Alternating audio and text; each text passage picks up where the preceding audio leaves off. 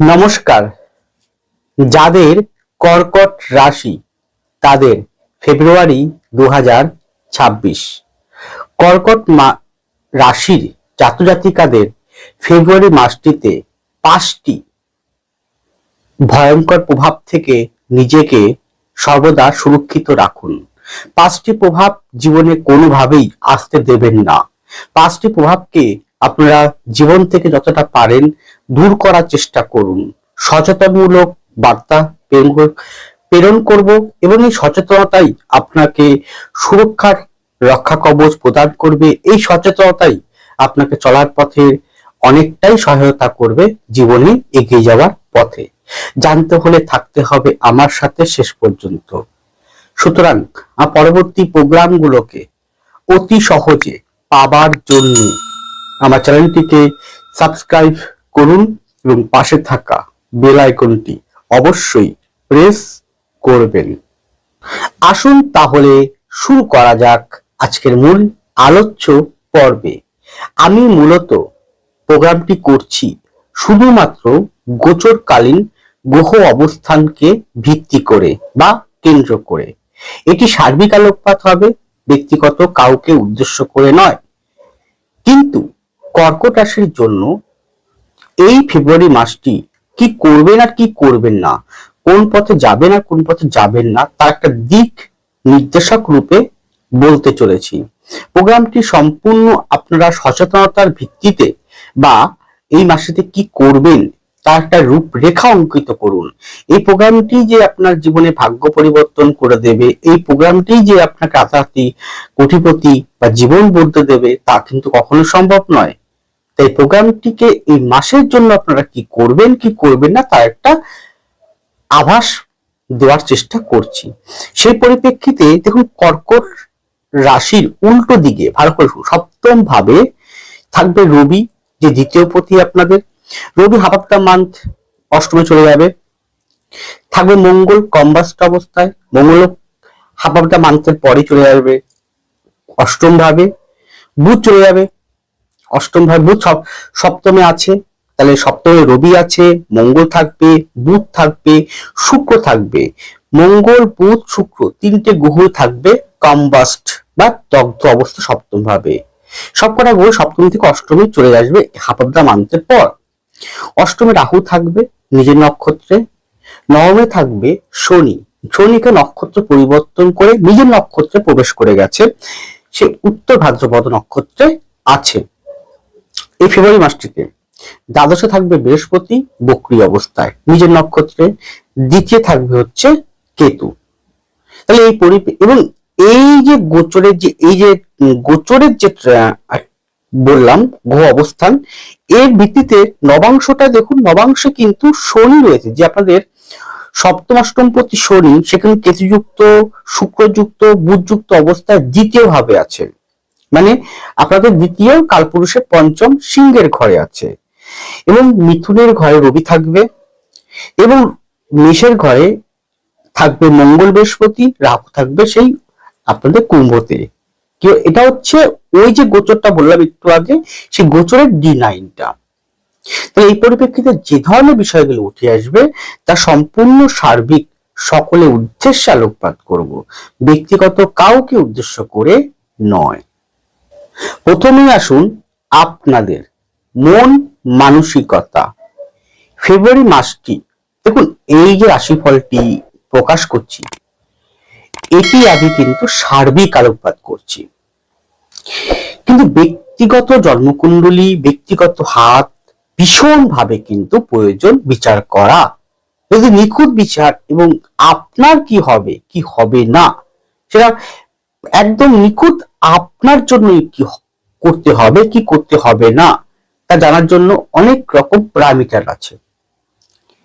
সেই পরিপ্রেক্ষিতে গোচরের যে গ্রহ অবস্থানের সাথে আর ব্যক্তিগত যে জন্মকুণ্ডলী পেয়েছেন সেটার সাথে ট্রানজিট করবেন, মানে করবেন, ম্যাচিং করবেন, ট্যালি করবেন।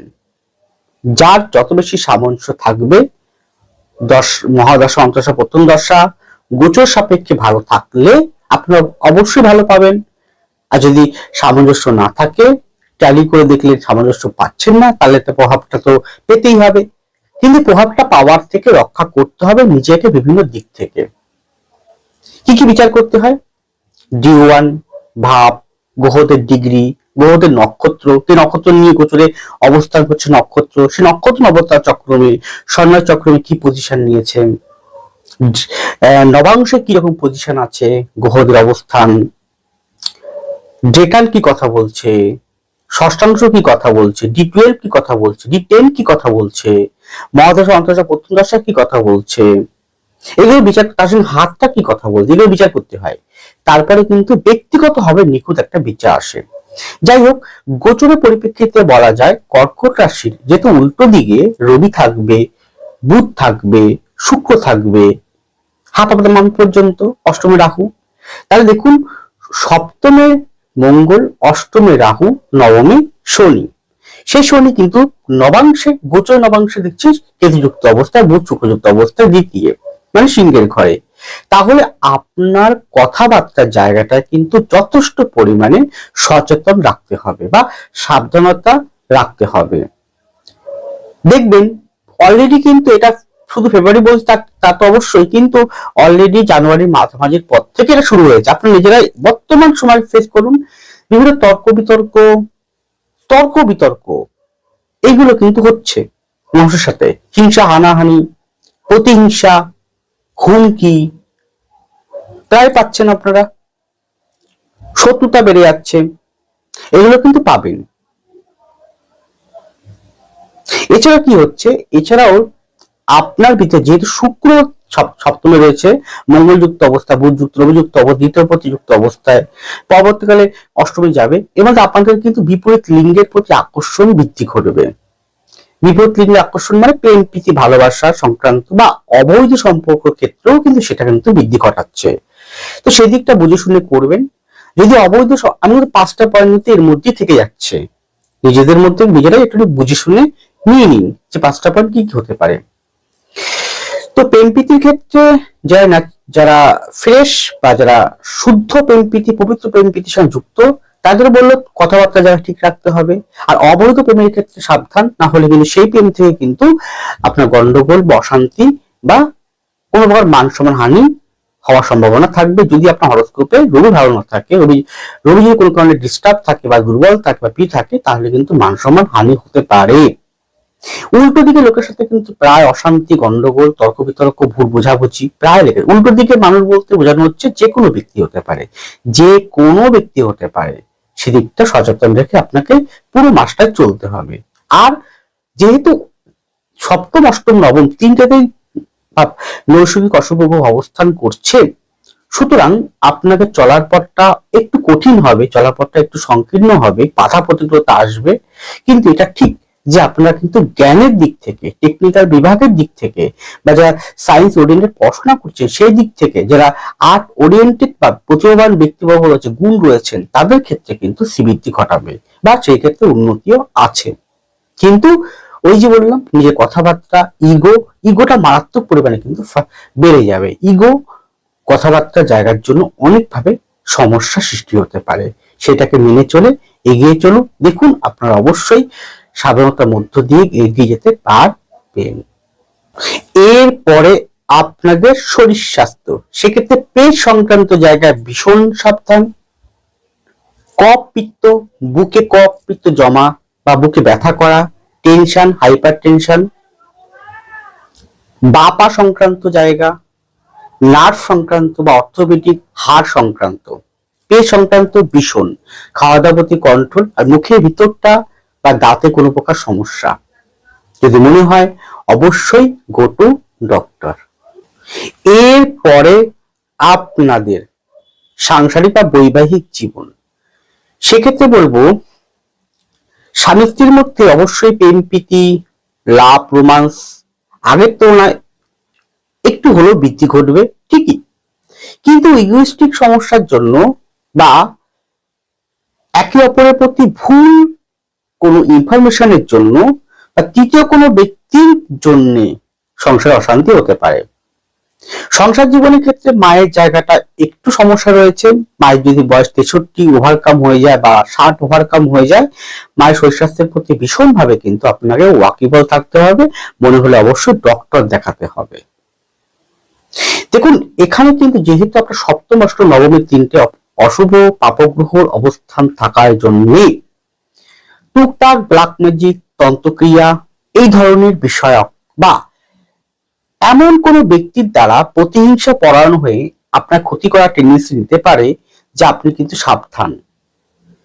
বিশেষ করে বলতে পারি জায়গা জমি সংক্রান্ত, জমি জমা সংক্রান্ত, ঘর বাড়ি সংক্রান্ত। যদি আপনার জন্মকুণ্ডলিতে শনি, মঙ্গল, রাহু বা কেতুর দ্বারা পীড়িত, বা ফোর্থ ভাবপতি যদি থাকে পীড়িত, সপ্তম অষ্টম ভাব থাকে পীড়িত, তাহলে খুব সাবধান থাকুন।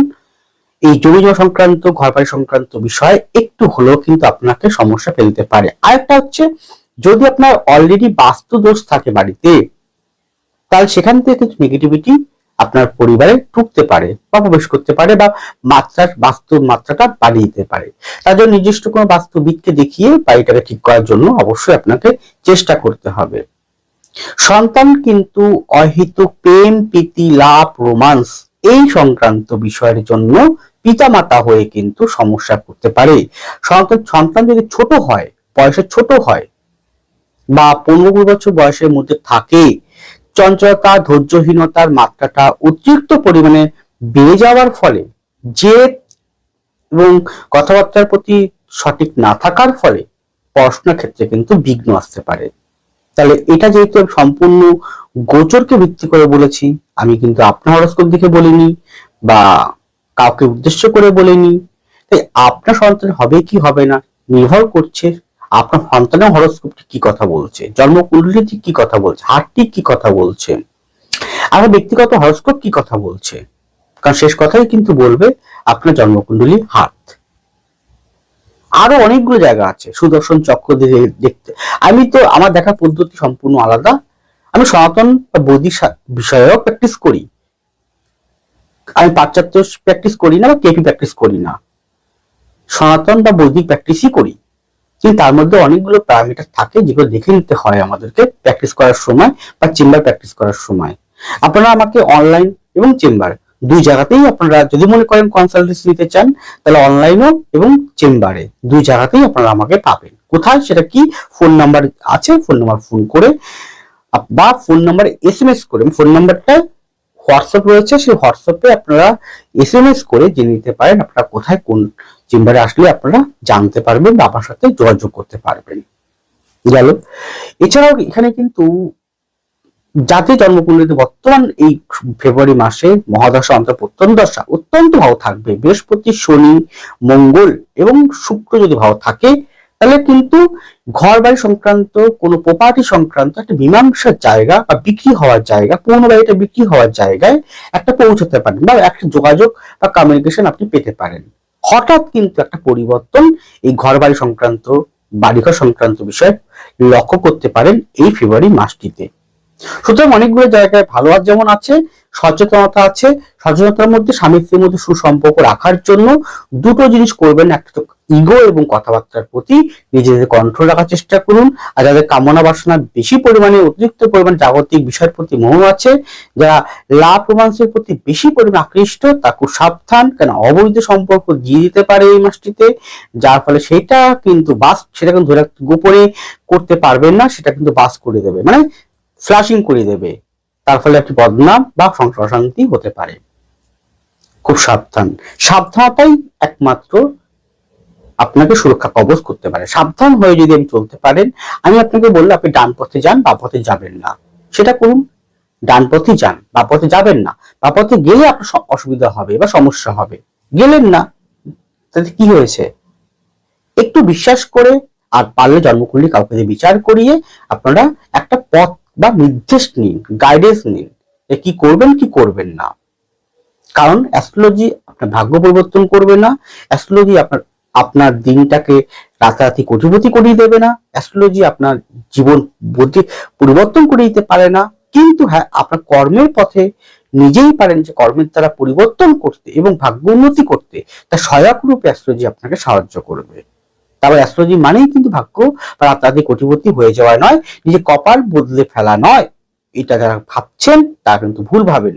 অ্যাস্ট্রোলজি কিন্তু কারো ভাগ্য কেউ পরিবর্তন করতে পারে না। তাহলে কি পারে?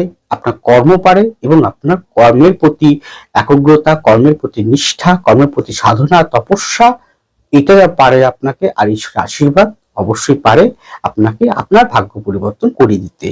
চলার পথে কৃষি সারথীর মতন কোন ব্যক্তিকে তার পথপ্রদর্শক দেখানোর পথে এগিয়ে যেতে পারলে অবশ্যই আপনারা কাটা বিছানো পথ থেকে রক্ষা পেতে পারেন। এটাই একটাই মাত্র উপায়। এরপরে আপনাদের কর্মজীবন। অবশ্যই আমি প্রথমে যখন গোচরকালীন গ্রহাবস্থান বলি তখন আমি সেই গোচর সাপেক্ষে D9টা বলেছিলাম। সেখানে আমি বলেছিলাম কর্কটের থেকে দশম ভাবে মেষের ঘরে মঙ্গল বৃহস্পতি আছে। সেক্ষেত্রে অনুযায়ী বলতে পারি যে যদি শনি আপনার ভালো থাকে জন্মকুণ্ডলিতে, শনি বর্তমানে যে নক্ষত্র অবস্থান থাকবে 26 নম্বর, সেটা যদি সাধক মিত্র বা সন্ন্যাস চক্রে ভালো পজিশন থাকে, যদি দশা ভালো চলে, যদি মঙ্গল বৃহস্পতি খুব ভালো পজিশন থাকে, তাহলে আপনি এই মাসে নতুন চাকরি পাবেন। চাকরির মধ্যে কোনটা? যে কোনো প্রশাসনিক দপ্তর, যে কোনো প্রশাসনিক দপ্তর, যে কোনো পুলিশ, মিলিটারি, বিএসএফ, আর্মি, এই ক্যাটাগরি, খাদ্য খাবার, ফুড সংক্রান্ত জায়গা, যে যারা কম্বাইন্ডেড পরীক্ষা দিচ্ছেন তাদের অত্যন্ত ভালো। কিন্তু ছোট ছোট মিস্টেক হবে আপনাদের, যেহেতু হাফ অফ দ্য মান্থের পর রাহুর সাথে অনেকগুলো গ্রহের সংযোগ ঘটে যাবে, তো ছোট ছোট রাহুই করবে। পরীক্ষার জায়গায়, পরীক্ষার হলে বা যারা পড়াশোনা করছে সে সমস্ত ছেলে মেয়েদের ক্ষেত্রেও বলছি সেম কেস, ছোট ছোট মিস্টেক করাবে। কাজের ক্ষেত্রে ছোট ছোট মিস্টেক করিয়ে দেবে। এই ছোট ছোট মিস্টেক করার জন্য নিজেকে স্থিরতা, ধৈর্য রাখাটা উচিত। চাকরি ক্ষেত্রে, শিক্ষা সংক্রান্ত জায়গায়, মেডিকেল সংক্রান্ত জায়গায়, হেলথ সংক্রান্ত জায়গায় উন্নতি বা গ্রোথ পাবেন, পরিবর্তন পাবেন একটা। কিন্তু যারা এখানে অর্থনৈতিক কাজবাজ করছেন বা মার্কেটিং সেক্টরে আছেন, তাদের ক্ষেত্রে একটু চাপের হবে বা একটু অসুবিধাজনক পরিস্থিতির শিকার হতে পারেন। গেল। এরপর এখানে বিদেশ যাত্রা, কিন্তু অবশ্যই বিদেশে কোনো সংযোগ বা যোগাযোগ এটা আপনি পেতে পারেন বা আসতে পারে। আর বাড়িতে বসে কাজের একটা চাপ কিন্তু বাড়বে। আপনি অফিসে কাজ করলেও বাড়িতেও কাজ করতে আপনাকে হবে। আরেকটা কথা বলছিলাম, উল্টো দিকের ব্যক্তি সে যেই হতে পারে, তর্ক বিতর্ক, এই রকম বিষয় থেকে সাবধান, তাতেই ঠিক। গেল। অর্থনৈতিক জায়গাটা কিন্তু উন্নতি আছে, কিন্তু অর্থের জায়গাটা অত্যন্ত ভালো ফল আপনাদের দেবে, কিন্তু অর্থের ব্যয় আপনার 3 গুণ বাড়িয়ে দেবে। অর্থের ব্যয়ের জায়গাটা, সঞ্চয় করার জায়গাটার প্রতি নজর রাখতে হবে। ব্যবসায়ী ব্যক্তিবর্গের বলবো যে কোনো গার্মেন্টস, যে কোনো শৌখিনত্ব, যে কোনো খাদ্য খাবার, যে কোনো ট্যুর অ্যান্ড ট্রাভেলস, হোটেল, প্রোমোটারিং, ইট বালি সিমেন্ট, এই ক্যাটাগরি, হিলিং ক্যাটাগরি, বা যারা বিভিন্ন রকম মানুষের ডক্টর, তারপরে অ্যাস্ট্রোলজার, তান্ত্রিক, বাস্তুবিদ, সংখ্যাতত্ত্ব, ফেংশুই, লাল কিতাব, কেপি, বিভিন্ন রকম ট্র্যাডিশনাল অ্যাস্ট্রোলজিক্যাল প্র্যাকটিস, যেমন প্র্যাকটিস করছেন, যারা বিভিন্ন হিলিং করছেন, নিউমোলজি করছেন, তাদের প্রত্যেকের ক্ষেত্রে কিছু না কিছু গ্রোথ বা উন্নতির জায়গা কিন্তু আস্তে আস্তে আসতে চলেছে। সুতরাং ব্যবসার জায়গাটাও ভালো আছে। যে কোনো কমার্শিয়াল কোনো প্লেস, কমার্শিয়াল কোনো বিষয়ক, শৌখিনত্বের উপরে, শৌখিন আর্ট ওরিয়েন্টেড উপরে, বা শিল্পকলার উপরে, গান বাজনার উপরে, নাচের উপরে বেশ ভালো উন্নতি পাবেন আপনি। কিন্তু ফার্স্টেশন বা হাফ অফ দ্য মান্থের পর চঞ্চলতা, এটাকে বৃদ্ধি করাবেন না, তাহলে কোনো ক্ষেত্রেই আপনি উন্নতি করতে পারবেন না।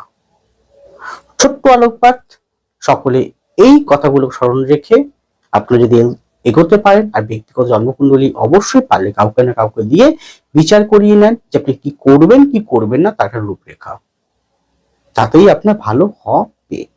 ভালো থাকুন, সুস্থ থাকুন, এগিয়ে চলুন। নমস্কার, জয় মা তারা।